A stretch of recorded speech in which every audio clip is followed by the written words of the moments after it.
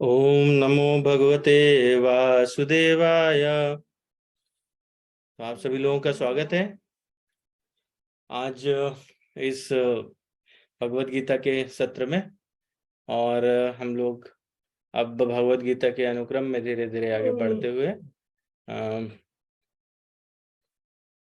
अध्याय 2 पर चर्चा कर रहे हैं, जिसमें हम लोग अध्याय 2 के महात्म्य और उनके क्या रूपरेखा है, इस सब पर चर्चा करेंगे। तो और आनंद ले रहे हैं इस भगवत गीता की चर्चा का। तो आप सबके चरणों में मैं प्रणाम निवेदित करता हूं, और मैं आपसे आशीर्वाद भी मांगता हूं कि मुझे ये आशीर्वाद दें कि सही परिप्रेक्ष्य में सही शब्द निकले और हम शास्त्र सम्मत जो शब्द हो वही कहें, और भगवान श्री कृष्ण, भगवान श्री राम, माता सीता की परम कृपा अनुकंपा से हम लोग इसका आनंद लेते हुए आगे बढ़े। तो इस प्रार्थना को मुझे यह आशा है कि आप जरूर स्वीकार करेंगे और मुझे ऐसा आशीर्वाद जरूर देंगे। तो सबसे पहले, जैसे हम लोग हमेशा करते हैं, कि मंगलाचरण, और मंगलाचरण के पश्चात फिर हम लोग आगे बढ़ेंगे। वर्णानामर्थ संघानाम रसानाम छंदसामपि मंगलानाम च कर्तारो वंदे वाणी विनायको भवानी शंकरो वंदे श्रद्धा विश्वास रूपिणो याभ्यां विना न पश्यन्ति सिद्धाः स्वान्ता स्थमेश्वरं वंदे बोधमयं नित्यं गुरुं शंकर रूपिणं यमाश्रितो हि वक्रोऽपि चन्द्रः सर्वत्र वन्द्यते सीताराम गुणग्राम पुण्यरण्य विहारिणो वंदे विशुद्ध विज्ञानो कवीश्वर कपीश्वरो वागर्ताविव संपृक्तौ वागर्त प्रतिप्रत्यय जगतः पितरौ वंदे पार्वती परमेश्वरौ कर्पूर गौरम करुणावतारम संसार सारम भुजगेन्द्रहारम सदा वसंतम हृदयारविंदे भवं भवानी सहितं नमामि। ओम अज्ञानतिमिरान्धस्य ज्ञानाञ्जनशलाकया चक्षुरुन्मीलितं येन तस्मै श्रीगुरुवे नमः। श्रीचैतन्यमनोभीष्टं स्थापितं येन भूतले स्वयं रूपः कदा मह्यं ददाति स्वपदान्तिकम्। वन्देऽहं श्रीगुरोः श्रीयुतपदकमलं श्रीगुरून् वैष्णवांश श्रीरूपं साग्रजातं सहगण रघुनाथान्वितं तं सजीवं साद्वैतं सावधूतं परिजन सहितं कृष्ण चैतन्य देवं श्री राधा कृष्ण पादान् सहगण ललिता श्री विशाखावितांश।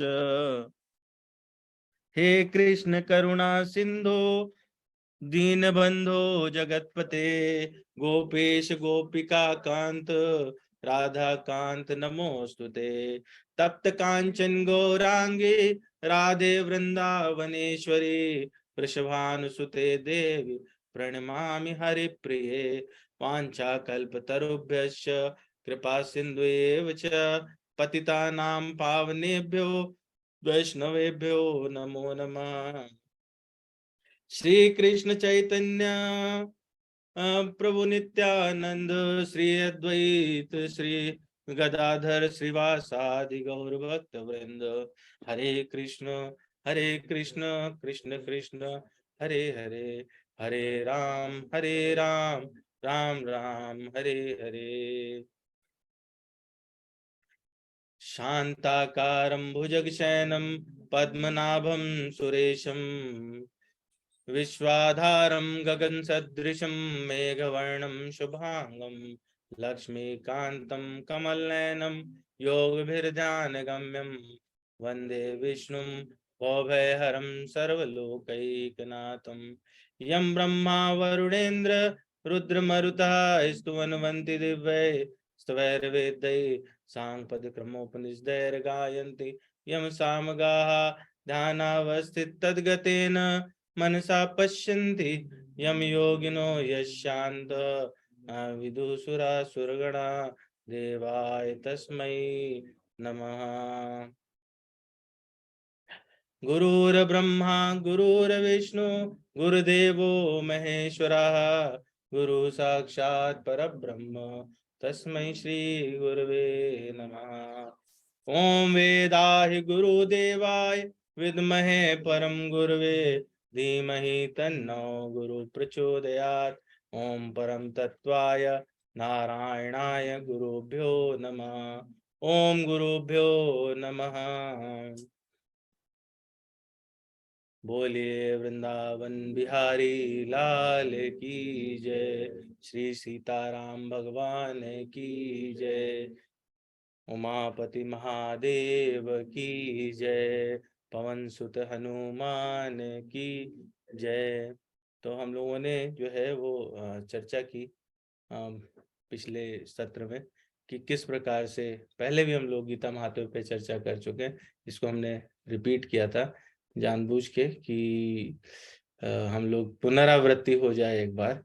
तो वो पुनरावृत्ति की दृष्टि से हमने इसकी चर्चा पुनः की थी। तो भगवान जो है वो उन्होंने बताया वराह पुराण में भी और पद्म पुराण, स्कंद पुराण, सब में इस बात की चर्चा है कि भगवत गीता का क्या स्वरूप है, किस प्रकार से भगवान कहते हैं स्वयं, वो स्वयं विराजमान होते हैं। जैसे कि अभी आप देख रहे हैं वराह पुराण वाला, हम लोग इसको पढ़ चुके हैं। भगवान कह रहे हैं गीता श्रेय हम तिष्ठामि गीता में चोत्तमं गृहम् गीता ज्ञानम उपाश्रित्य त्रिलोकान पालयानमहम्। क्या कह रहे हैं कि गीता जी का आश्रय, यानी आश्रय वो होता है जहां पर आप पूरी तरह से सुरक्षित महसूस करते हैं, जहां पर आप को सब कुछ प्राप्त हो जाता है।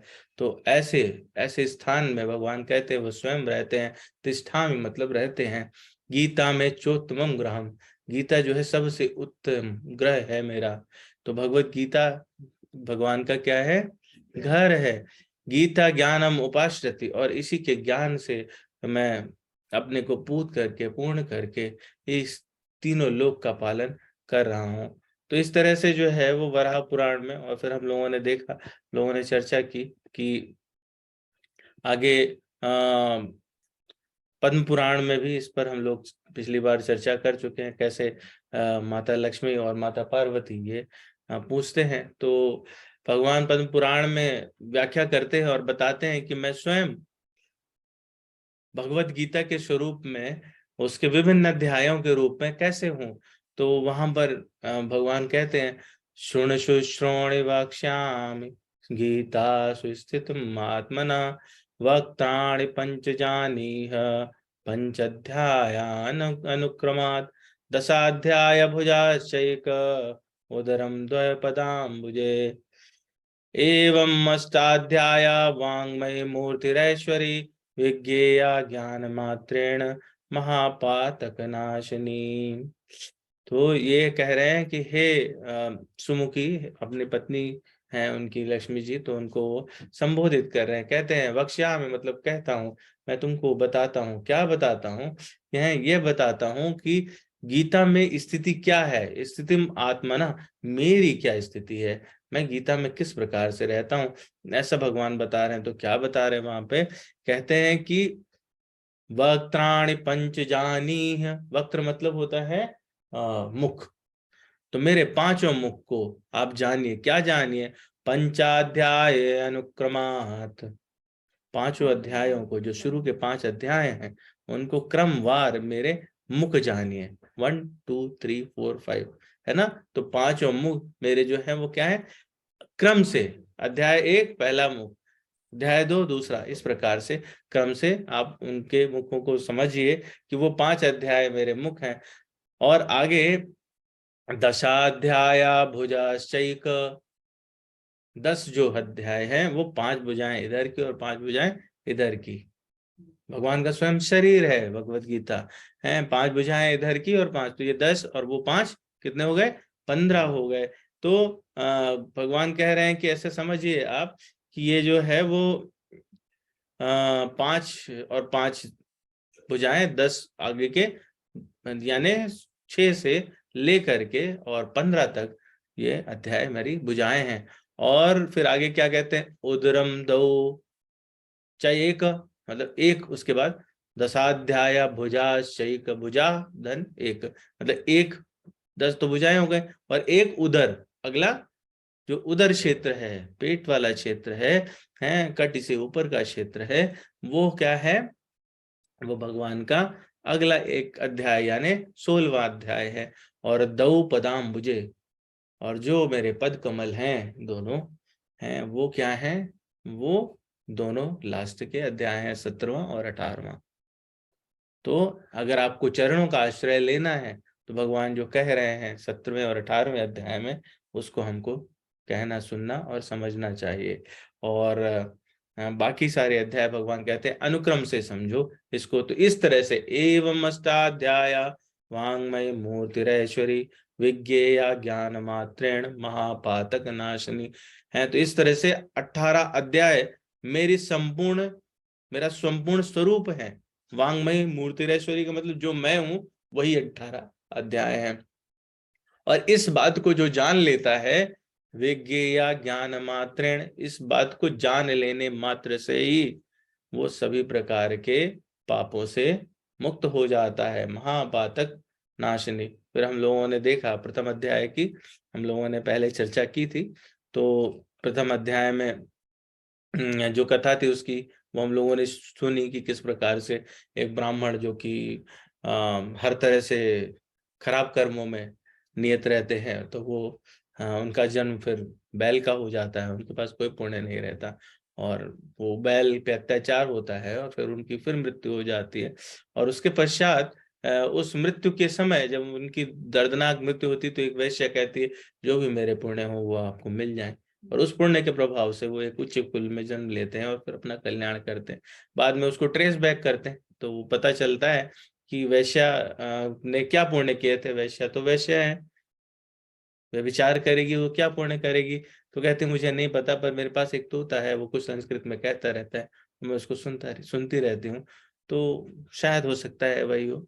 जब वो पता करते हैं तो वो तोता प्रथम अध्याय भगवत गीता का पाठ कर रहा होता है नित्य है, क्योंकि वो पूर्व कर्म और पूर्वी स्थान पर जहाँ पे वो पहले था, जिन्होंने उनको पाला था, एक ऋषि थे, और वहां उन्होंने पहला अध्याय उस तोते ने सीखा था। तो उसका अनुकरण करके और बार बार उसका पाठ करने के पश्चात वो कल्याण करते हैं अपना भी और वैश्य का भी, और विश्वकर्मा नाम के जो ब्राह्मण रहते हैं उनका भी। तो इस प्रकार से प्रथम अध्याय का हम लोग को महात्म्य पता चलता है कि प्रथम अध्याय कर लेने मात्र से, पढ़ने मात्र से हम, हमारा कल्याण हो सकता है। और फिर हम लोगों ने कथा पिछली बार देखी कि अध्याय 2 का क्या महात्म्य है। तो इसमें हम लोगों ने पाया कि सुशर्मा नाम के विद्वान ब्राह्मण हैं, देव शर्मा नाम के, और वो ज्ञान की तलाश में, आत्मज्ञान की तलाश में उस पिपासा से दग्ध रहते हैं, उस पिपासा से कष्ट में रहते हैं, और जितने भी तपस्वी इत्यादि आते हैं उनकी सेवा करते रहते हैं। तो ऐसा करते हुए वो उसी अनुक्रम में उनको एक तपस्वी बताते हैं कि आप जंगल में चले जाइए, और वहां पे मित्रवान नाम का एक चरवाहा है जिसने मुझे ये ज्ञान दिया। एक तपस्वी को एक चरवाहे ने ज्ञान दिया था। और उस तब जब उस चरवाहे के पास वो पहुंचते हैं तो देखते हैं जंगल के बीच में बाघ और बकरी एक साथ विचरण कर रहे हैं, एक साथ वहां पे रहते हैं। तो इतना प्रेम, जो परस्पर विरोधी जीव हैं वो कैसे हैं उनमें, तो मित्रवान से पूछते हैं। तो मित्रवान बताता है कि मुझे ये ज्ञान जो है वो एक बंदर ने दिया, और वो किस प्रकार से मिला। तो उसके पहले की एक पूर्व कथा बताते हैं कि जिस स्थान पर वो वहां पर एक महात्मा थे, और वो महात्मा ब्रह्मा द्वारा स्थापित शिवलिंग की नित्य प्रति पूजा किया करते थे, और वहां किसी दूसरे तपस्वी के प्रभाव से एक शिला पर दूसरा अध्याय लिखा था, जिसका वो नित्य पठन पाठन करते थे। उस प्रकार से वो पूरा जंगल, वो सारा वातावरण ही इस प्रकार का हो गया, क्योंकि वो वहां पर आत्मज्ञान का प्रादुर्भाव हुआ था सब में। तो सभी लोग इस बात को समझ चुके थे कि ये शरीर नहीं है, उनको आत्मज्ञान प्राप्त हो गया, और उस आत्मज्ञान के कारण वो प्रेम से रहने लगे। तो बाद में उसकी का अनुकरण करते हैं, और देव शर्मा भी उच्च लोकों को प्राप्त करते हैं। तो हम लोगों ने यह पाया कि ज्ञान जो है, उस महात्म्य से क्या सीखा, उस कथा से क्या सीखा, कि ज्ञान हमको किसी से भी मिल सकता है। वो चरवाहा दे सकता है, वो तपस्वी दे सकता है, वो एक पशु दे सकता है, भगवान किसी में भेद नहीं करते। तो हमको ज्ञान लेने में किसी से कोई कभी भी शर्म नहीं करनी चाहिए। और कैसे आप पाओगे, जैसे कि उन्होंने उस तपस्वी की सेवा करके, और ये पूरा हम लोग चर्चा कर चुके हैं पिछली बार, तो जिन्होंने ये सारा नहीं सुना, मैं उनके लिए पुनरावृत्ति कर रहा हूँ, परंतु डिटेल में सुनना चाहते हैं तो ये यूट्यूब पे आ जाएगा। अभी वो वीडियो आया नहीं है, मुझे समय नहीं मिला, तो मैं उसको उस वीडियो को डाल नहीं पाया। तो ये हमने देखा कि उससे हमको ये ज्ञान प्राप्त हो जाता है कि अगर ज्ञान किसी को रहे तो वो आंतरिक शांति में जीता है। और वो व्यक्ति जो आंतरिक शांति में जीता है, वो उसका जीवन किस तरह से परस्पर विरोधी, जब आपके आसपास में वातावरण भी हो तो भी आप विचलित नहीं होते। यही ज्ञान है कि कोई भी वातावरण, कोई भी परिस्थिति, कोई भी स्थिति आपको विचलित नहीं कर सकती। तो इससे हमको ये 2-3 शिक्षाएं मिलती हैं। और तीसरी शिक्षा जो मैं पिछली बार उस पर मेरा बहुत ज्यादा था, जोर था, वो बहुत ही सुंदर श्लोक है। गीता के चौथे अध्याय का 34वां श्लोक है। तद्विधि प्रतिपातेन परिप्रश्नेन सेवया उपदेक्ष्यन्ति ते ज्ञानम ज्ञानिनस्तत्त्वदर्शिनः। ऐसा श्लोक है। और उस श्लोक का जो अर्थ है वो ये है कि हम लोगों को हमेशा अपने गुरु के पास में, एक योग्य व्यक्ति के पास में जा करके, और अपना पहले प्रणिपात करना चाहिए, उनको प्रणाम करना चाहिए, साष्टांग प्रणाम करना चाहिए, उनकी सेवा करनी चाहिए। और जब वो प्रसन्न हो जाए तो प्रश्नों से सेवा करनी चाहिए, अर्थात उनके लिए सुखद प्रश्न पूछने चाहिए। और जब हम लोग सुखद प्रश्न पूछते हैं तो वो चूंकि ज्ञानी है, तत्व को जानने वाले हैं, तो हमको उसका उत्तर ठीक ठीक देते हैं।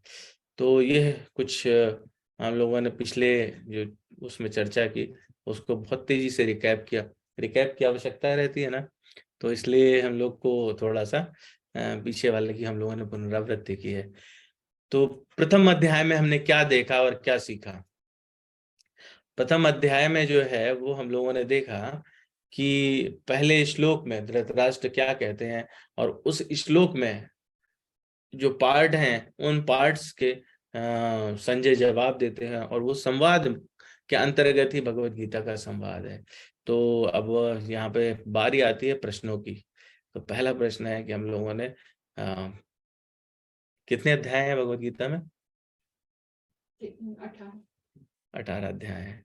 दूसरा प्रश्न है कि कितने श्लोक है प्रथम अध्याय में? 700 नहीं, प्रथम अध्याय में 46 श्लोक हैं। ठीक है, तो पहला जो अध्याय है वो 46 श्लोक है उसमें, और पहला जो अध्याय का प्रारंभ है वो धृतराष्ट्र की वाणी से होता है। तो हमारे जीवन में भी अगर हम लोग उसको उस तरह से कोरिलेट करें, तो एक अंधा व्यक्ति जानकारी चाहता है, तो यदि हमको जानकारी चाहिए तो हमको उसी प्रकार से जो है वो एक योग्य व्यक्ति से, जो देख सकता हो, जो तत्व को देख सकता हो, उससे वो ज्ञान लेना चाहिए। और जब हम वो ज्ञान उससे बात करते हैं, लेते हैं, तो वो जिस जैसा दिखता है, असली ज्ञानी ज्ञानी का क्या कार्य है, जो जैसा है एज इट इज आपको दे दे। हैं, तो यही संजय कर रहे थे, जो दिख रहा था हाँ वो एज इट इज दे रहे थे। हैं, और यही हमारे गुरु का कार्य भी है कि वो भगवान से जो जैसा आया उसको वैसे ही पास ऑन करते हैं, बिना किसी ऑल्ट्रेशन के, एडल्ट्रेशन के। तो धृतराष्ट्र पहले श्लोक में कहते हैं धर्म क्षेत्रे कुरुक्षेत्रे संवेतायोत्सवा मामकाः पांडवश्चैव किम कुर्वत संजय। हे संजय, धर्म के क्षेत्र में कुरुक्षेत्र में जो है सारे लोग युद्ध के लिए इकट्ठा हुए हैं, और ऐसे में मामकाः मेरे पांडवश्चैव पांडवों के पुत्रों ने क्या किया। तो उन्होंने दो पार्ट खुद ही कर दिए, मामकाः मतलब मेरे और पांडव, और वहां पर कई सवाल आए कि क्या किया हे संजय, उन्होंने क्या किया, किस लिए इकट्ठा हुए, युद्ध के लिए इकट्ठा हुए, और मेरे पुत्रों ने, पांडव के पुत्रों ने क्या किया। तो संजय जो है उसके बाद बताना शुरू करते हैं, और इस प्रश्न से जो उनके बौद्धिक उसको थोड़ा आकलन कर लेता है संजय, और संजय जो है वो समझ जाते हैं कि इसमें चार ही चीजें हैं इनके प्रश्न में ही। एक इच्छा है, एक संदेह है, भय और आशा है। इच्छा है कि मेरे पुत्र जीते, संदेह है कि युद्ध होगा कि नहीं होगा, कहीं ऐसा तो नहीं इस तरह से ही संधि हो जाए या कोई वैसा प्रस्ताव आ जाए। भय, भय है कि कहीं हमें हार ना मिले, और आशा है कि कौरव जीत जाए। तो ये चारों चीजें, तो संजय इसको भली भांति समझते हुए और उनके प्रश्नों का जवाब देते हैं एक एक करके। तो इससे जो है वो हमको एक शिक्षा मिलती है वहां पर कि जो हमारी भौतिक आसक्ति है वही चिंता का कारण बनती है। हम चिंतित क्यों रहते हैं, चिंतित हम इसीलिए रहते हैं क्योंकि हमको कोई चीज चाहिए होती है, किसी चीज के लिए आसक्त होते हैं। जब हमको वो चाहिए होती है तो हम उसके लिए लगातार प्रयास करते हैं और उसके अन्वेषण में लगे रहते हैं कि किसी तरह से हमको मिले। तो ऐसा चिंता जो है व्यक्ति को धर्म के प्रति अंधा बना देती है, और जो इनकी आसक्ति थी वो किससे थी, दुर्योधन से थी। हैं तो वो जन्मांध तो थे ही, लेकिन दुर्योधन से मोह के कारण वो धर्म और अधर्म का फैसला करने में असमर्थ हो गए थे, और ये सारा महाभारत का युद्ध होता है वहां पर। है तो इसमें जो प्रश्न है वो देखें तो उनके अलग जवाब, मेरे पुत्रों यानी कौरवों ने क्या किया, इस चीज को संजय दूसरे श्लोक से 13वें श्लोक तक प्रथम अध्याय में बताते हैं। पांडुपुत्रों ने क्या किया, ये 14 श्लोक से और 46 तक चलता है, और वहां पर मेनली जो फोकस करते हैं वो फोकस करते हैं कि अर्जुन ने क्या किया। तो वहां पर हमने देखा कि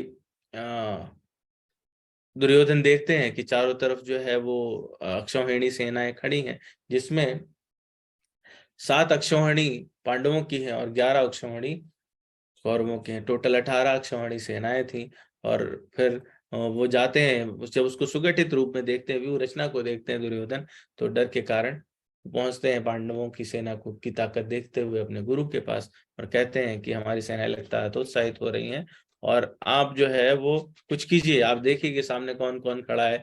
तो उसमें वो गिनाते हैं कि धृष्टद्युम्न है, द्रुपद के पुत्र हैं, द्रुपद स्वयं खड़े हैं, ये सब आपके दुश्मन हैं। और वो अर्जुन जो आपका ही शिष्य था, वो उसका शिष्य वो उनके साथ खड़ा है, परंतु आपका शिष्य ना होते हुए भी वो आपके अपोजिट खड़ा है, तो ऐसे में आप इसको क्षमा नहीं कर सकते। तो ये सब जब देखते हैं भीष्म पितामह की इस तरह का वातावरण है और कुछ हतोत्साहन वाला वातावरण बन रहा है, तो भीष्म अपना शंख बजाते हैं उच्च स्वर में, और उससे भारी कोलाहल हो जाता है और सारे कौरव भी अपने दुंदुभी नगाड़े इत्यादि बजाने लगते हैं। लेकिन उसी समय भगवान अपना शंख बजाते हैं, और भगवान के शंख के पश्चात जो है वो सारे पांडव अपना अपना शंख बजाते हैं। तो भगवान कृष्ण पांचजन्य शंख बजाते हैं, युधिष्ठिर अनंत विजय, भीम पौंड्र नामक शंख, अर्जुन देवदत्त, नकुल सुघोष, और महे सहदेव मणिपुष्पक नामक शंख बजाते हैं। तो ये सभी लोग अपने अपने शंख जब बजाते हैं तो सबसे आखिर में भीम का शंख बजता है, और भीम का शंख भीम के समान ही रहता है, जिससे पूरा कौरवों की सेना में भय व्याप्त हो जाता है। तो जब उनके बीच में भय हो जाता है, तो इसी बीच में अर्जुन 21वें और 22वें श्लोक में आता है कि अर्जुन के अंदर इच्छा होती है, वो कहते हैं सेनयोर और उभयोर मध्य रथम स्थापयामि अच्युत, है हे भगवान कृष्ण, हे अच्युत। और बड़ा ही यहाँ पर जब आप देखेंगे तो शब्दों का बड़ा अच्छा समन्वय है। स्थापना की बात हो रही है, और अच्युत शब्द का अर्थ होता है वो जो स्थिर रहे, अपनी पोजीशन पर बना रहे, किसी भी तरीके से बिफॉल नहीं करे। यानी चाहे वो कुछ कह देते हैं, उनके वचन भी वो कभी नहीं टूटते, वो अपने जिस स्थान पर रहते हैं उससे भी कभी च्युत नहीं होते। तो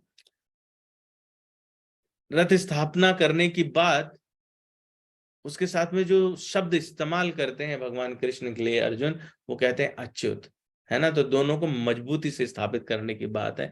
कहां पर? सेनाओं के बीच में। तो ये बहुत ही अजीब सी रिक्वेस्ट रहती है, परंतु भगवान उनके सारथी बनना स्वीकार कर चुके हैं, और सारथी का कर्तव्य होता है कि जो महारथी उस पर है वो उसकी बात माने और उनके कहे अनुसार चलें। तो वो अपना रथ स्थापित कर दे देते हैं दोनों सेनाओं के बीच में, और सामने देखते हैं अर्जुन कि द्रोण है, उनके जो गुरु हैं, और भीष्म हैं, वो उनके ठीक सामने खड़े हैं। तो भगवान जो है ये जानबूझ कर के करते हैं ताकि जिनसे वो सबसे ज्यादा प्रेम करते हैं, जो हमारे जीवन का कंफ्यूजन है, जो सबसे बड़ा कंफ्यूजन है, सामने प्रकट हो जाए। तो भीष्म और द्रोण को देख करके अर्जुन जो है बहुत सारे थॉट प्रोसेस उनके अंदर डेवलप होने लगते हैं, और वो कहते हैं कि अब इन लोगों को मुझे मारना पड़ेगा। दृष्टवेमम स्वजनम कृष्ण, अपने ही लोग हैं, इन लोगों को मारना पड़ेगा मुझे, मेरे मन में इनके लिए तो करुणा है, मैं नहीं मार सकता हूँ।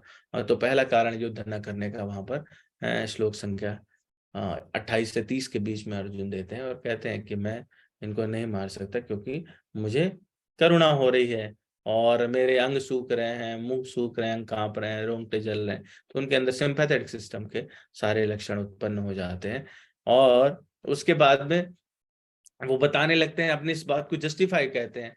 इस श्लोक संख्या 31 में कहते हैं, न च श्रेयो अनुपश्यामि हत्वा स्वजनम आहवे न कांक्षे विजयम कृष्ण न च राज्यम सुखानि च। यानी युद्ध अगर हम कर भी लें, मैं कोई श्रेय नहीं देखता हूं इसमें। न च श्रेयो अनुपश्यामि, मैं कोई श्रेय नहीं देखता हूं, मुझे कोई इसमें फायदा नहीं दिखाई देता है जब मैं अपने ही लोगों को मार दूं। क्यों? क्योंकि मुझे तो कोई विजय की आकांक्षा भी नहीं है। न कांक्षे विजयम, मुझे विजय की आकांक्षा नहीं है कृष्ण, न च राज्यम सुखानि च। और मान लीजिए युद्ध में मैं जीत भी जाऊं तो मुझे राज्य मिलेगा जिससे कोई सुख नहीं मिलेगा, क्योंकि मेरे सारे अपने मारे जा चुके होंगे।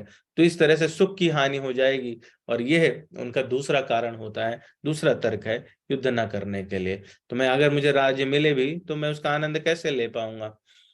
फिर वो कहते हैं लेकिन हम लोग युद्ध करने आए हैं और हमारे सामने सारे लोग जो हैं वो क्या है? वो आतताई हैं।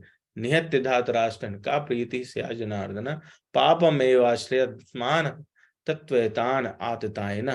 है तो ये सारे के सारे जो है आतताई हैं, इन्होंने पाप किए हैं, और आतताइयों को जो शास्त्र है वो कहता है कि मार देना चाहिए है। और वो आतताई कौन कौन से होते हैं? जो आपको विष दे, जो घर में अग्नि जलाए, आपके घर में आग लगा दे, या फिर भूमि हड़प ले, या हथियार से आक्रमण करे, या आपका सारा धन लूट ले, या आपके स्त्री का अपहरण कर ले। तो ये 6 प्रकार के आतताई मनुष्य स्मृति में बताया गया, और इनको मृत्यु दंड का प्रावधान है। और ये 6 के 6 कार्य पांडवों के साथ में कौरवों ने या दुर्योधन ने किए हैं। तो विष देने का कार्य किया था भीम को, लाक्षागृह में अग्नि लगाई थी, भूम हड़प ही ली है, और हथियार से तो आक्रमण करने के लिए युद्ध में खड़े हैं, सारा धन लूट चुके हैं। उनकी स्त्री का अपहरण जयद्रथ ने किया था, द्रौपदी का अपहरण। तो ये सारे ही मृत्यु दंड के पात्र थे। तो अर्जुन कहते हैं वो आतताई हैं, लेकिन फिर भी मैं जो है इन आतताइयों को क्यों मारूं? क्योंकि हमारे अंदर तो, हम लोग तो दयालु लोग हैं, हम लोग अच्छे लोग हैं, हम जानते हैं कि इससे पाप होता है, तो हमें पाप का भय भी है, हमें नरक जाना पड़ेगा।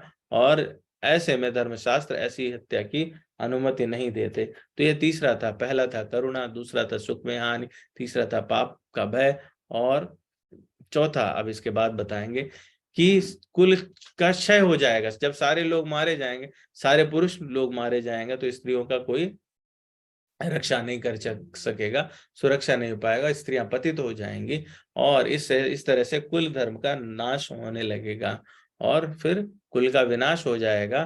तो ये चौथा कारण देते हैं। तो इस तरह से हम लोग 4 कारण देखते हैं, अर्जुन की करुणा, सुख में हानि, पापों का भय, और कुलवंश का विनाश। तो जब ये सब बता लेते हैं तो कहते हैं, अहो बत महत पापम कर तुम व्यवसिता वयम यद्राज सुख लोभेन हन तुम सुजनम उदायत। मैं उनके बारे में सोच भी कैसे सकता हूँ कि मैं उनको मारूंगा? ये तो बहुत बड़ा पाप है। अहो बत महत पापम, इससे बड़ा पाप क्या हो सकता है? अब मैं प्रायश्चित करना चाहता हूँ। कैसे प्रायश्चित करेंगे? अपना दंड दांड जो गांडीव है, है, वो गांडीव जो उनको बहुत ही प्रयासों से मिला था और जिसको उन्होंने अपने से अलग न करने की प्रतिज्ञा की थी, वो उनके हाथ से छूटने लगता है और वो गिर जाते हैं, बैठ जाते हैं। तो संजय कहते हैं, ये आखिरी श्लोक है अध्याय 1 का।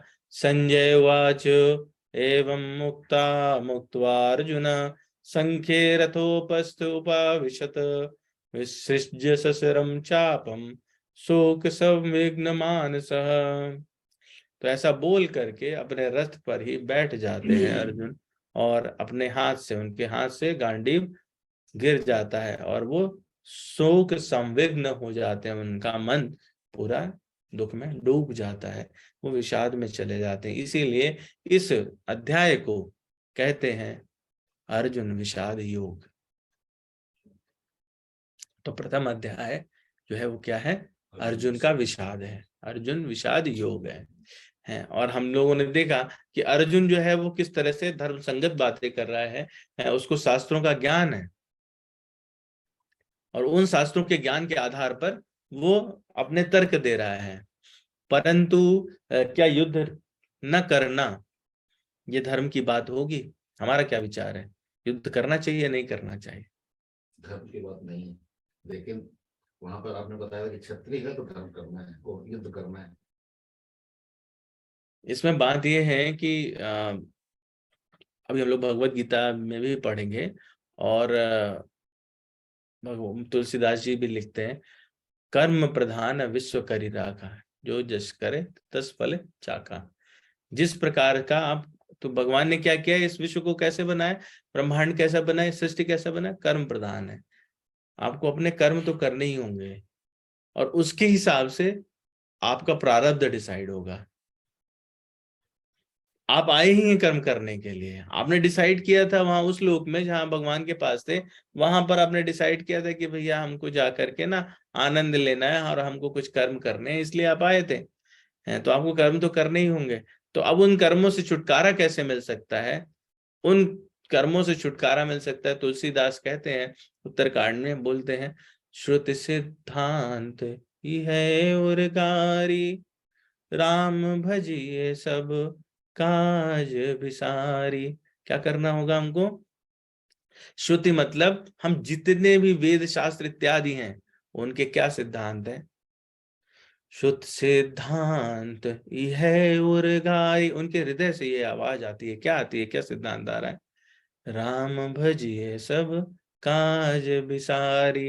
है तो आप सारे काम को भूल करके, छोड़ करके नहीं है, भूल करके मतलब उस कार्य का रिजल्ट भूल करके आप भगवान राम का भजन करिए, स्मरण करते रहिए।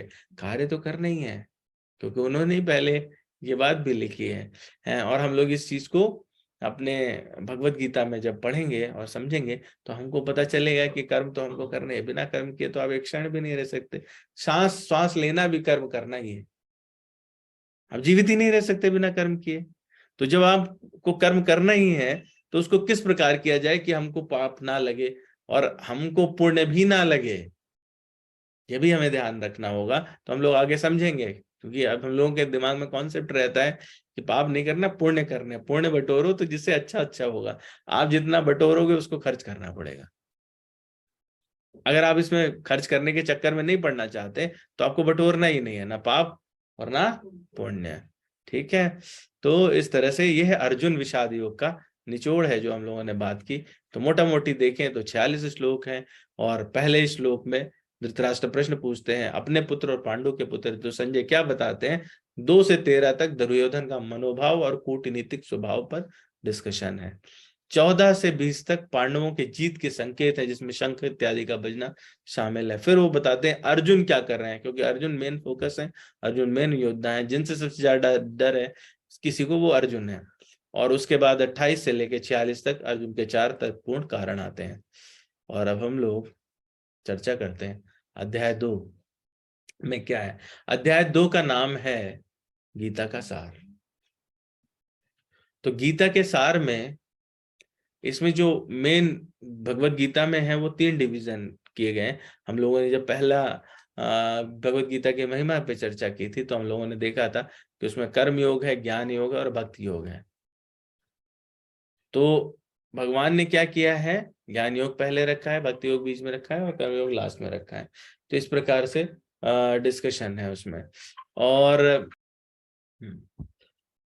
इसमें तो ये तीनों ही योग पर थोड़ी थोड़ी चर्चा की है भगवान ने, और उसमें उसका जूस करके, और शुरू में जैसे अभी हम लोग ये रूपरेखा है ना, रूपरेखा के बाद में फिर हम लोग विषय प्रवेश करते हैं, तो हमको एक पूरा ओवरव्यू मिल जाता है, हमको समझ आता है कि आगे क्या बात होने वाली है। तो हमारे दिमाग में प्रश्न भी आ सकते हैं और हम उन प्रश्नों का उत्तर अपने उस चर्चा में ढूंढ सकते हैं। यही भगवान ने किया। तो भगवान ने जो है तीनों योग की थोड़ी थोड़ी झलक दी, उन्हें बताया कर्म योग क्या है, ज्ञान योग क्या है और भक्ति योग क्या है। फिर आत्मा और भौतिक शरीर ये दोनों पृथक हैं, किस तरह से अलग अलग हैं, इन पर चर्चा की। और फिर वो बोले कि भाई आप क्या है ना कि फल और कर्म के प्रभाव से आसक्त और अनासक्त रह करके कार्य कर सकते हैं। तो ये इस प्रकार के कर्म क्या कहलाते हैं और उनकी क्या परिभाषाएं होती हैं, सकाम और निष्काम कर्म पर उन्होंने चर्चा की है। और फिर उन्होंने आखिर जो इसका द्वितीय अध्याय का पोर्शन है उसमें बताया कि आत्मज्ञान में स्थिति व्यक्ति जो है उसका नाम होता है स्थित प्रज्ञ। वो जो प्रज्ञा को अपने अंदर रखता हो, प्रज्ञा मतलब ज्ञान, तो वो जो ज्ञानी है, कौन सा ज्ञानी, आत्मज्ञानी है, उसके क्या लक्षण है। तो भगवान वो आखिर के अर्जुन का प्रश्न रहता है और अर्जुन के प्रश्न के 3 पार्ट हैं और उस 3 पार्ट को वो डिवाइड करके बताते हैं। तो इसमें टोटल में 72 यानी 72 श्लोक हैं और हम लोग देखते हैं कैसे कैसे डिवाइडेड है। जैसे अभी हम लोगों ने वहां पर देखा था कि कौन सा श्लोक कितने पोर्शन में आएगा, तो मोटा मोटी हम लोग देखें तो इनको 5 पार्ट में डिवाइड कर सकते हैं। 1 से 10 तक में अर्जुन का 5वां कारण है युद्ध न करने का, अर्जुन का अनिर्णय और भगवान कृष्ण को गुरु स्वीकार करना। 4 कारण वहां दे दिए थे उसने अपने ज्ञान से, लेकिन आखिर में 5वां कारण देता, अब मैं निर्णय नहीं कर पा रहा हूं कि मुझे क्या करना चाहिए। तो ऐसी परिस्थिति में मैं आपको गुरु मानता हूं, अब आप बताओ कि क्या करना चाहिए। और जब आप सरेंडर कर देते हैं, हमारे जीवन में भी यही है कि जब हम सरेंडर कर देते हैं, चाहे हम अपने प्रोफेशनल लाइफ में भी देखते हैं कि जब हम किसी के भरोसे आ जाते हैं तो उस समय हमारा जो मन है वो काफी स्थिर हो जाता है, अब इनका काम है, ठीक है। और जब आप भगवान के भरोसे हो जाते हैं तो फिर भगवान का काम है, ठीक है, तो आप स्थिरता को प्राप्त कर लेते हैं। तो ऐसे में वो कह रहे हैं कि हमने आपको गुरु स्वीकार कर लिया, अब आप बताइए। तो भगवान सबसे पहले अर्जुन ज्ञान दे रहे थे तो उन्हें ज्ञान ही बताते क्या चीज है। 11 से 30 में ज्ञान या शांग शरीर और आत्मा का विश्लेषण है, श्लोक संख्या 11 से और 30 तक। फिर उसके बाद में 31 से और 37 तक अब वो कहते हैं कि मैं क्या करूं क्या ना करूं, क्योंकि उनके जितने भी तर्क हैं उन्हीं तर्कों के उत्तर हैं 17 अध्याय में। अर्जुन के पहले अध्याय के जो प्रश्न हैं और जो तर्क हैं, अगर हम उसको ध्यान से देखेंगे तो हमारा ये नित्य का ही यही तर्क है। हम किसी को देखते हैं, बोले तो दया हमें इसके ऊपर आ रही है, बताइए हमको इसको दंड देना चाहिए कि नहीं देना चाहिए, इसके साथ क्या व्यवहार करना चाहिए, रोज करते हैं हम ऐसा। अनिर्णय की स्थिति रहती है हमारी, धर्म और अधर्म के बीच में फंसे रहते हैं, ठीक है, विभिन्न प्रकार के तर्क देते हैं। तो वही अर्जुन के साथ होता है, वो आपके साथ हो रहा है और भगवान उसको आंसर कर रहे हैं। और फिर वो कहते हैं कि कर्म करेंगे तो आप बंधे रहोगे, तो बताते सकाम और निष्काम कर्म क्या होते हैं और इनका डिस्क्रिप्शन श्लोक संख्या 31 से 37 तक है। फिर 38 से यानी 38 से लेकर 53 तक वो बताते हैं निष्काम कर्म योग क्या है। पहले उन्होंने बताया सकाम कर्म योग क्या है। सकाम कर्म वो होता है जो कर्म करने से आपको प्रभाव मिलेगा, पाप या पुण्य मिलेगा। निष्काम कर्म क्या है, वो है जिसमें आपको प्रभाव नहीं मिलेगा। कर्म तो आप करोगे पर उसका प्रभाव आप पर नहीं आएगा, ठीक है। और वहां पर निष्काम कर्म बताने के बाद में अर्जुन प्रश्न पूछते हैं कि आप कह तो रहे हैं निष्काम कर्म करने वाला व्यक्ति स्थित प्रज्ञ हो जाता है यानी आत्मज्ञानी हो जाता है, तो आत्मज्ञानी के क्या लक्षण हैं और उसके क्या गुण हैं। तो भगवान उस पर चर्चा करते हैं 54 से लेकर के और 72 तक। तो ये पीछे का जो पोर्शन है 54 से 72, ये बहुत ही सुंदर है। तो इसमें हम लोग उसको थोड़ा थोड़ा और डिवाइड करके, बाइफरकेट करके देखते हैं, समझने की कोशिश करते हैं। तो 1 से 10 में क्या है, अर्जुन का अनिर्णय है, वो निर्णायक की स्थिति में नहीं है, समझ नहीं पा रहे हैं कि क्या करना चाहिए। तो वो 1 से 3 तक पहले तो अर्जुन उनको डांटते हैं, अर्जुन को डांटते हैं भगवान कृष्ण। कहते हैं कि जो आपकी तथाकथित करुणा है वो तथाकथित है, मैं उसको स्वीकार नहीं करता। वो आपको लग रहा है कि वो करुणा है, पर ये आप मूर्खता कर रहे हैं, ये आपकी कायरता है, ये करुणा नहीं है। फिर अर्जुन के अंदर जो संदेह और विभ्रांति है वो अर्जुन प्रकट करते हैं और भगवान कृष्ण की शरण लेते हैं श्लोक संख्या 7 में। और फिर भगवान कहते हैं कि अब मैं तुमको बताता हूं कि तुम्हें क्या करना चाहिए। तो भगवान से जब हेल्प मांगी है कृष्ण ने, अब तक भगवान से हेल्प मांगी अर्जुन ने, तो अब तक भगवान कृष्ण से जैसा जैसा अर्जुन कह रहे थे भगवान कर रहे हैं। उनका रथ बीच में ले चलो, ओके ये ऐसा, उन्होंने कहा अच्छा ठीक है। जब उन्होंने कहा कि नहीं मेरे बस का नहीं है, मैं समझ नहीं पा रहा हूँ मुझे क्या करना चाहिए, तो भगवान फिर उन्हें बताना शुरू करते हैं। तो ये इस तरह से इनका जो बाइफर्केशन है 1 से 10 वाले का, वो इस प्रकार का है। और 11 से 30 में, हाँ, जब भगवान बताते हैं कि शांग शरीर और आत्मा का विश्लेषण क्या है, तो वो 13 तक बताते हैं कि अनावश्यक आपको विषाद और विलाप नहीं करना चाहिए, क्योंकि जो सभी व्यक्तियों का शाश्वत अस्तित्व, वो हमेशा थे और हमेशा रहेंगे, उनके शरीर में ही खाली परिवर्तन होता रहता है। और 14 से 15 में बताते हैं कि द्वंद्व को आपको सहन करना चाहिए, क्योंकि समता मुक्ति के लिए यही पात्रता है। 16 से 22 में वो आत्मा के अविनाशी होने का वर्णन करते हैं। और फिर 23 से 25 में शाश्वत आत्मा के गुण क्या हैं वो बताते हैं। और फिर 26 से 30 में कहते हैं कि अपरिहार्य चक्र क्या है जन्म मृत्यु का, जो सबके साथ घटित होने वाला है। तो अगर आप देखें तो ये हम देखेंगे कि बिल्कुल ठोस ज्ञान से भरा हुआ हिस्सा है 11 से 30 तक। ठीक है, तो मतलब 11 से 30 सुनने के लिए जब आप आए तो आपको एनर्जी ड्रिंक लेके आना पड़ेगा। ठीक है, ठीक है, वरना ये समझ नहीं आएगा। तो उसके लिए बहुत एक्टिव होना पड़ेगा और उसमें पार्टिसिपेशन के साथ ही ये समझ आएगा। ठीक है, समझ तो खैर मुझे भी नहीं आया, मैं तो जो पुस्तक में लिखा रहता है वो बता देता हूँ आपको। ठीक है, तो 31 से 37 में सकाम कर्म और निर्धारित कर्तव्यों का पालन करने से आनंद मिलता है, ऐसा भगवान बताते हैं। और जिसमें 31-32 में कर्तव्य रूप से युद्ध करके स्वर्ग के द्वार खुल जाते हैं, ये बताते हैं। युद्ध नहीं करोगे तो पाप लगेगा, और युद्ध का क्या लाभ होगा ये 37वें श्लोक में बताते हैं। तो यहाँ से कन्विंस करना शुरू करते हैं भगवान अर्जुन को कि आपको युद्ध क्यों करना चाहिए। मतलब जो हमारा प्रश्न था कि युद्ध करना तो अधर्म का कार्य है, तो यहाँ से हमको उसका जवाब मिलना शुरू होगा कि युद्ध क्यों करना चाहिए। और फिर उसके बाद में है बुद्धि योग या आत्मयोग, और जिसमें बताते हैं कि कर्तव्य का संभाव कैसे करें। बुद्धि योग यानी ज्ञान योग में कोई नुकसान नहीं है। व्यवसायत्मक बुद्धि क्या होती है, हम अपनी बुद्धि को स्थिर कैसे रख सकते हैं, निष्काम कर्म क्या रहता है, और बुद्धि योग के अभ्यास से, उसके प्रैक्टिस से हमें क्या लाभ होगा। तो आप स्थिति प्रज्ञ बन जाएंगे, यानी आत्मज्ञानी बन जाएंगे। और फिर अर्जुन का प्रश्न आता है कि आत्मज्ञानी के क्या लक्षण होते हैं वो मुझे बताएं, और भगवान फिर उनका क्रमवार उत्तर देते हैं। तो ये एक मोटा मोटा विश्लेषण है जो हम लोग उतर करके अध्याय 2 में देखने वाले हैं, सीखने वाले हैं। और यहाँ से हमको मतलब ऐसे कह सकते हैं नगेट्स मिल जाएंगे। जैसे एक रहता है ना, समराइज्ड वर्जन है 72 श्लोक यहाँ पर, और आगे 18वें अध्याय के श्लोक, वो आपको ना समराइज्ड वर्जन दे देते हैं पूरा। बीच में सबका डिस्क्रिप्शन है, और उसमें भगवान ने जो सबसे रहस्यमयी चीज है वो बिल्कुल हार्ट में रखी हुई है। तो आपको शुरू से चल के धीरे धीरे जाना होगा संयम से, और वो हार्ट तक पहुंचने के बाद में तभी आप उसको ठीक से समझ पाएंगे। तो हम लोगों ने देखा था कि जो पहला श्लोक था उसमें 4 चीजें थी धृतराष्ट्र की। तो वो क्या क्या थी, उसमें हम लोगों ने ये पाया था कि धृतराष्ट्र कहते हैं धर्म क्षेत्रे कुरुक्षेत्रे संवेतायुष्व मामका पांडवा शैव किम कुर्वत संजय।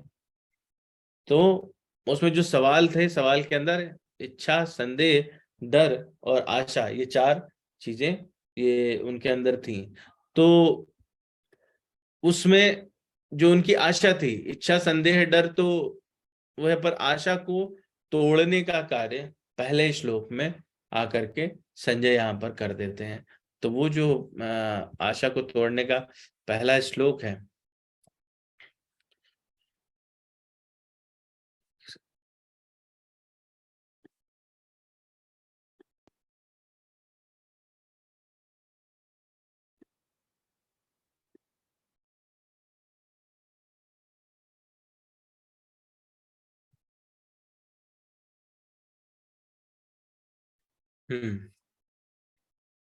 तो इसमें चार चीजें थी। आशा को तोड़ने का पहला श्लोक में जो संजय का प्रथम वाक्य है अध्याय 2 में है, वो इनकी आशा को तोड़ देता है। तो वो क्या है? वो कहते हैं, पहले तो उनको अंदर जब ये कहेंगे तो उनको थोड़ी आशा होगी, पहले पार्ट में आशा होगी और सेकंड पार्ट में वो आशा टूट जाएगी। संजय बोलते, संजय उवाच तम तथा कृपयाविष्टम् अश्रुपूर्णाकुलेक्षणम् विषीदन्तम् इदं वाक्यम् उवाच मधुसूदन। संजय बोलते हैं, क्या इस प्रकार से अश्रुपूरित नेत्र वाले अर्जुन करुणा से व्याप्त और शोक युक्त थे, उनको देखकर मधुसूदन कृष्ण ने ये शब्द कहे। तो जो पहला पोर्शन बोला है ना, तम तथा कृपयाविष्टम् अश्रुपूर्णाकुलेक्षणम्, है, तो धृतराष्ट्र को लग रहा है सब बहुत बढ़िया है, दुखी है, आंख में आंसू भर गए, अब ये बैठ गए, युद्ध तो अब ये नहीं करेंगे, मतलब कौरवों की जीत तय हो गई। उसके बाद में वो बोलते हैं विषीदन्तम् इदम्, और उनको दुख में देख करके क्या हुआ, क्या बोले, वाक्यम उवाच, कौन बोले, मधुसूदना, है भगवान कृष्ण का मधुसूदन नाम का शब्द लेते हैं। तो संजय उनको याद दिला रहे हैं कि उनके साथ जो है वो कौन है, वो मधुसूदन है। वो उस राक्षस का जो इतिहास में सबसे ज्यादा दुर्दांत राक्षसों में एक हुआ, उसका वध करने वाले हैं। तो वो व्यक्ति जो उनका सारथी है वो कोई साधारण व्यक्ति नहीं है, वो मधुकैटभ का की हत्या करने वाला, उनका विनाश करने वाला व्यक्ति है, वो स्वयं भगवान है। तो वो यहाँ पर हिंट दे देते हैं, और जो धृतराष्ट्र की आशा है वो यहीं से चूर चूर हो जाती है। इसके बाद तो ज्ञान का प्रादुर्भाव होने लगता है। और वो लेकिन जब अगला श्लोक आएगा तो उसमें बोलेंगे श्री भगवान उवाच। तो श्री भगवान उवाच जो शब्द आता है, मैंने क्या किया है कि पूरा कोशिश की है कि अभी समराइज्ड आए अपने सामने, तो एक पूरे स्टोरी टाइप में ये बन जाएगा, फिर हम लोग इसको तो जो वेद व्यास जी हैं, उन्होंने वहां पे शब्द लिखा है श्री भगवान उवाच, किसमें, द्वितीय श्लोक में। तो द्वितीय श्लोक में उन्होंने भगवान उवाच क्यों लिखा है, प्रश्न ये है।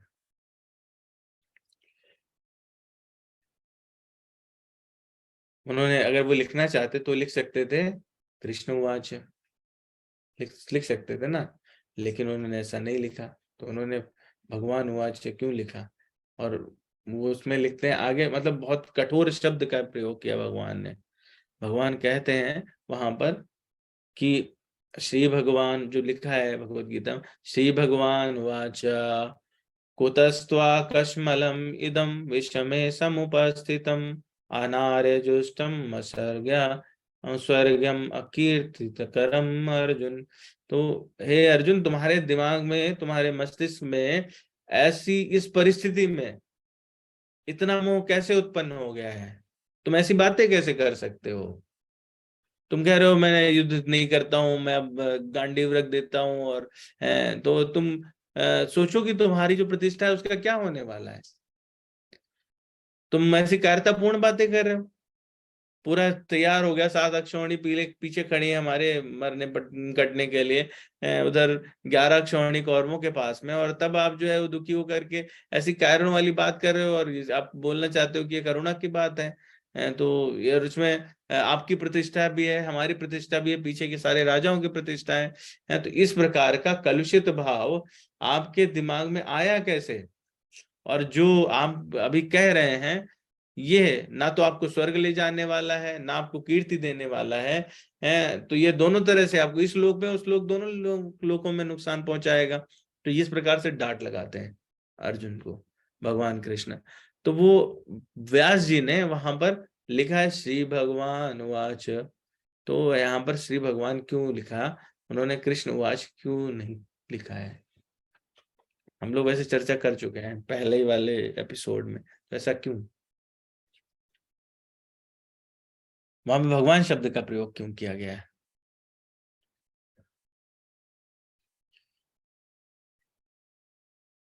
वहां पर भगवान शब्द का प्रयोग इसलिए किया गया क्योंकि जो भगवान है कृष्ण, उनमें भगवान के सारे गुण हैं। जो व्यासदेव के पिता थे मुनि पाराशर, उन्होंने भगवान की एक डेफिनेशन दी है।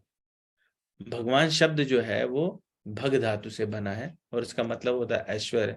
और धर्म ग्रंथों के अनुसार वो सर्वोच्च सत्ता जो सृष्टि का स्वामी है वो क्या कहलाते हैं? ऐश्वर्य। तो उनमें 6 गुण होने चाहिए। विष्णु पुराण में ये डेफिनेशन है। ऐश्वर्यस्य समग्रस्य वीर्यस्य यशसा श्रिया ज्ञान वैराग्य योश्चैव खर्णाम भग इतिंगन। विष्णु पुराण में ही आगे ये छठे कैंटो के 5वें अध्याय के 78वां श्लोक है। उत्पत्तिम प्रलयम चैव भूतानां गतिम गतिम वेत्ति विद्याम अविद्याम स च वाच्यो भगवानिति। है तो कौन है जो उत्पत्ति करने वाला, जो प्रलय करने वाला हो, सभी प्राणियों को गति देने वाला हो वो, और विद्या और अविद्या दोनों से परे हो, है इसको कहते हैं भगवान। और 6 चीजें क्या होनी चाहिए? ऐश्वर्य होना चाहिए, सारा संपूर्ण ऐश्वर्य होना चाहिए, संपूर्ण वीरता होनी चाहिए, यश होना चाहिए, श्री यानी लक्ष्मी होनी चाहिए, ज्ञान और वैराग्य से जो परिपूर्ण हो वो कहलाते हैं भगवान। तो संपूर्ण सृष्टि के स्रोत, सर्वत्र सर्वोच्च नियंत्रक, सर्वोच्च स्वामी और सर्वोच्च भोक्ता, और ये सारे के सारे जो गुण हैं वो भगवान कृष्ण में उपस्थित हैं। तो इसलिए उनको भगवान कहते हैं। और समय हो गया है 7:15, तो भगवान को हम जानने के बाद में यहाँ पर मुझे लगता है करते हैं विराम, और इसके बाद हम लोग यहीं से प्रारंभ करेंगे अगले एपिसोड में। क्योंकि इसके बाद अगर हम लोग इसको चालू रखेंगे तो सभी लोग सो जाएंगे। गीता शास्त्रम इदम, इसको पुनरावृत्ति करेंगे ना पीछे पीछे, वो ठीक रहेगा, है ना? गीता शास्त्रम इदम पुण्यम या पठेत प्रयता पुमान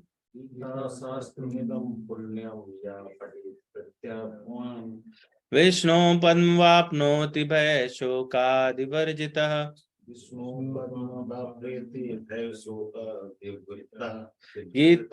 गीताध्ययनशीलस्य प्राणायाम परस्य च नैव सन्ति हि पापानि पूर्वजन्म कृतानि च।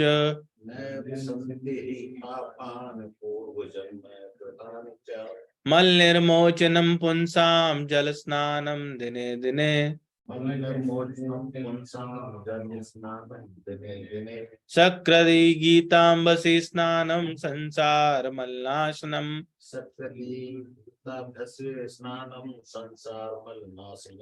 गीता सुगीता कर्तव्या किमन्यैः शास्त्र विस्तरैः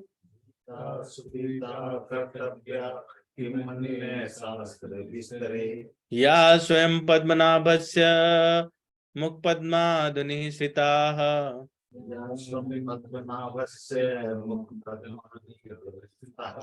भारतामृत सर्वस्वं विष्णोर्वक्त्रादुनिःसृतम्।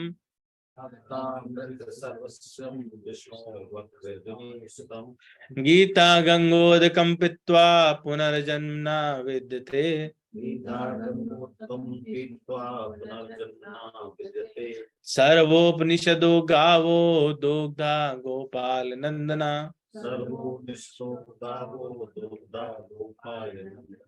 पार्थो वत्सः सुधीर भोक्ता दुग्धम गीतामृतम महत्।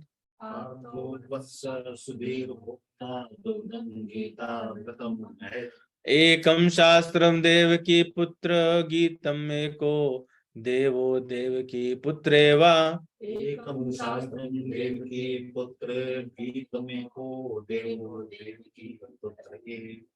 एको मंत्रस्तस्य नामानि यानि कर्माप्येकं तस्य देवस्य सेवा। एको मंत्र नामानि यानि कर्माप्येकं तस्य देवस्य सेवा। बोलिए वृंदावन बिहारी लाल की जय। पवन सुत हनुमान की जय। श्री सीताराम लक्ष्मण भगवान की जय। उमापति महादेव की जय। तो हम लोग आरती कर लेते हैं।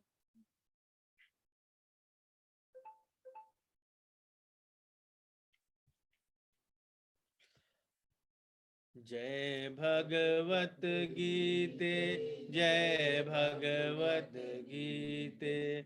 हरि कमल विहारिणि सुंदर सुपुनीते। मैया सुंदर सुपुनीते। जय भगवत गीते जय भगवत गीते। सुमर्म प्रकाशिनी कामा शक्ति हरा। मैया कामा शक्ति हरा। तत्व ज्ञान विकास विद्या ब्रह्म परा। मैया विद्या ब्रह्म परा। निश्चल भक्ति विधायक निर्मल मलहारी। निर्मल मलहारी। शरण रहेस्य प्रदायनि सब विधि सुखकारी। जय भगवत गीते जय भगवत गीते। राग द्वेष विदार कारिणी मोद सदा। मैया का मोद सदा। भव भय तारिण परमानंद प्रदा। जय भगवत गीते जय भगवत गीते। आसुर भाव विनाश विनाशिन तम रजनी। यदान तम रजनी। दैवी सद्गुण गाय हरि रसिक असजनी। भगवत गीते भगवत गीते। सद्गुण दायनि हरि रसिक सजनी। जय रसिका सजनी। त्याग सिखावन हरि मुख की बात।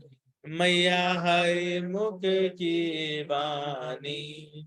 सकल शास्त्र की स्वामी श्रुतियों की रानी। जय पियों की रानी। जय भगवत गीते जय भगवत गीते।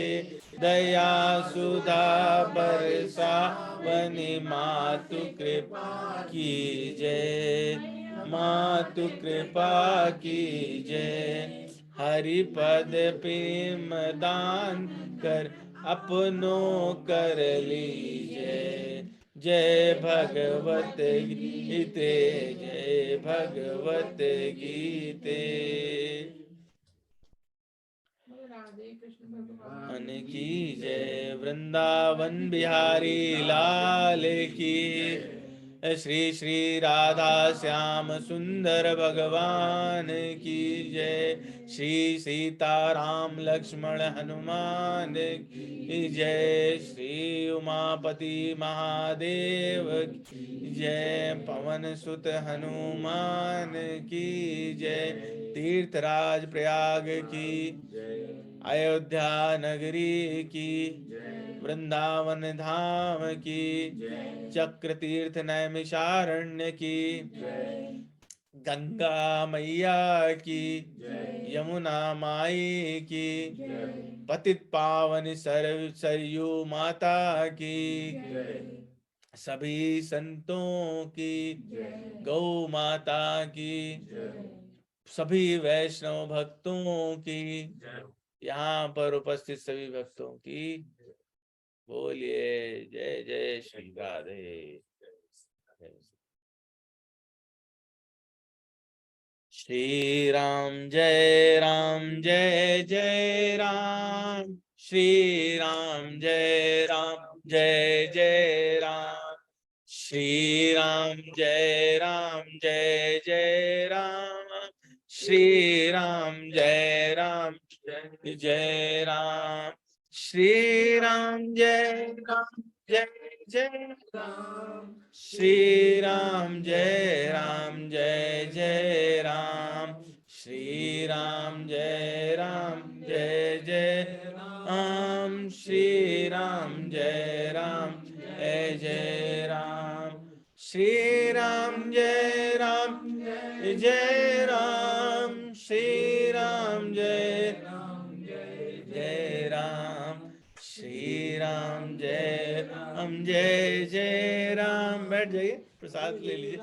जय राम जय राम, श्री राम जय जय राम, श्री राम जय जय राम, श्री राम जय जय राम, श्री राम जय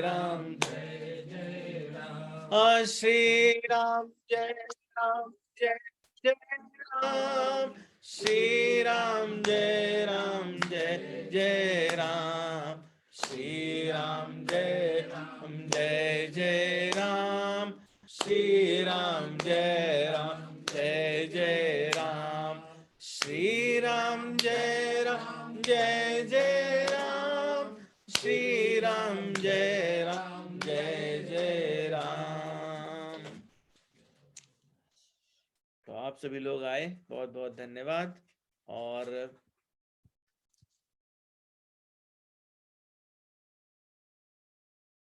इसी तरह से निरंतर भगवत गीता के रसपान करते रहें। और कुछ लोग जो है वो आज YouTube से भी विराजमान हुए हैं इधर, तो वो वहां से भी इसका आनंद ले सकते हैं।